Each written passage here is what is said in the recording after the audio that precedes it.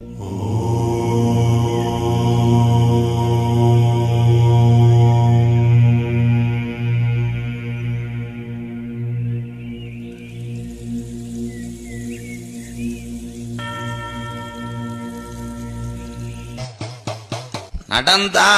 உடம்பு கூட வருதா?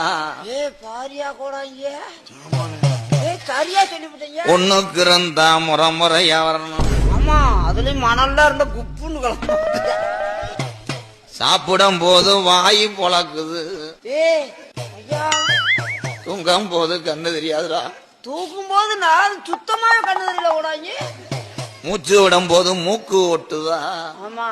கருங்கடா எத்தனை கருங்கடா கருப்பனுக்கு ஒச்சம் இல்லாத கருங்குட்டி. இதெல்லாம் கேப்ப எனக்கு தெரியும். ஒரு வாழைப்பழம்